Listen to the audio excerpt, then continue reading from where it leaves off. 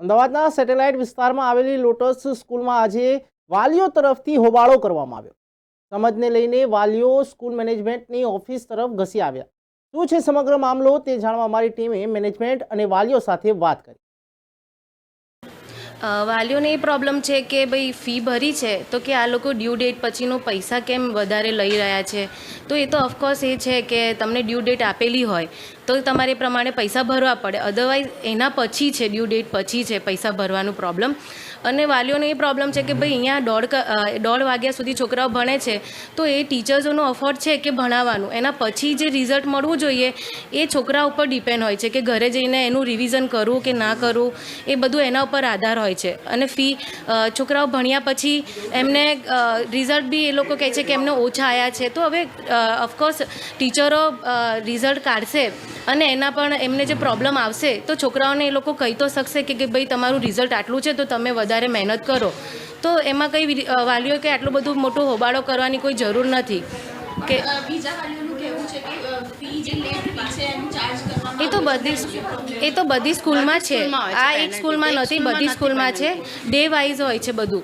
તો એ હવે સીબીએસઈ સ્કૂલનું થોડું તો આપણે મેન્ટેન કરવું જ પડશે કે આ લોકોની જે રીતની સિસ્ટમ છે એ રીતના સિસ્ટમ સાથે ચાલવું જ પડશે, એ બધી સ્કૂલનો નિયમ છે। પર ડે જે ચાર્જ છે એમાં સ્કૂલ તરફથી શું કહેવામાં આવ્યું, કેટલા રૂપિયા ચાર્જ લેવામાં આવશે પર ડે જે પેનલ્ટી પડશે?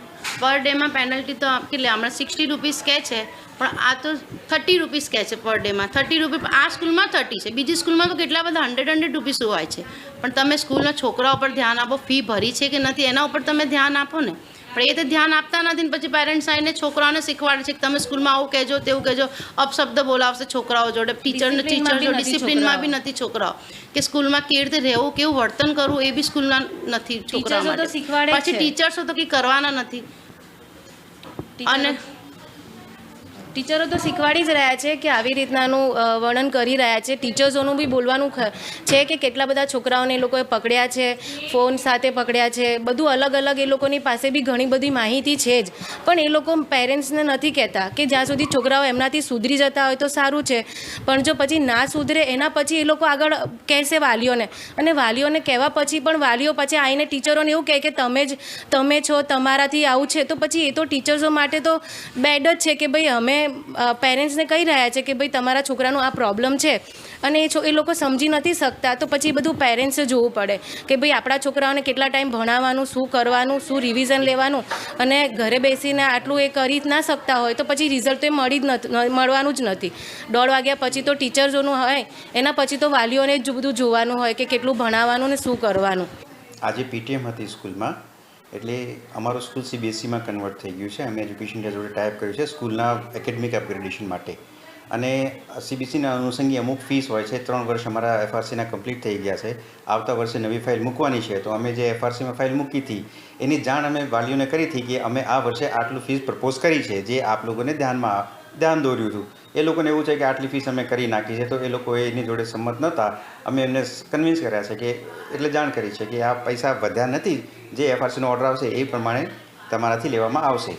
અમુક વાલીઓ એવા છે કે જે આજ સુધી 21 દિવસનો પૈસા ભર્યા નહીં આ આખા એકેડમિક યરના, એમને અમે ડિસેમ્બરમાં વોર્નિંગ આપેલી, મેસેજ કરીને જાણ કરેલી કે તમે સમયસર ફી ભરી દો, આખું વર્ષ પતવામાં આવ્યું છે, નહીં તો તમારી પાસેથી અમુક દિવસની પેનલ્ટી લેવામાં આવશે।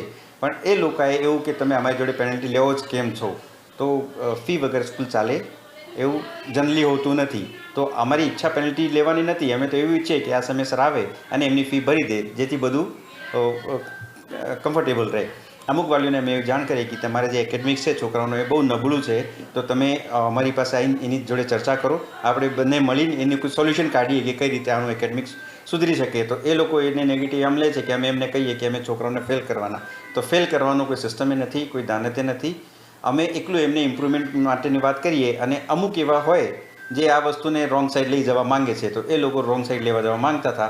બાકી મોસ્ટ ઓફ ધ વાલીઓ અમારા ફેવરમાં જ છે, અને એ લોકો કન્વિન્સ છે, અને એ લોકો હેપ્પી છે કે જે કંઈ સ્કૂલમાં થઈ રહ્યું છે એ બહુ સારું છે, અને એ લોકોના છોકરાઓનું સારું ભવિષ્ય હવે આવતા સમય હશે, કારણ કે સ્કૂલ પણ સીબીએસઈ થઈ જવાની છે અને બધા એકેડમિક્સ દ્વારા ધોરણ પણ સુધરી જવાના છે। સ્કૂલ તરફથી કેટલી પેનલ્ટી ફી વસૂલવાની લોકોને મેસેજ મળ્યા હતા? અમે એટલું જ કર્યું કે અમે પેનલ્ટી લઈશું લેટ ફીની, પણ અમારે એવી કોઈ લેવાની કોઈ દાનત જ નહીં અને કોઈ ઈચ્છા નહોતા રાખતા. અમે એકલું એવું માંગવા ઈચ્છતા હતા કે એ લોકોને એવું થાય કે પેનલ્ટી લાગશે, ભાઈ ચલો આપણે ફી ભરી દઈએ. તો અમે તો એવું ઈચ્છીએ કે આજે પણ આવીને પૈસા ભરી જાય.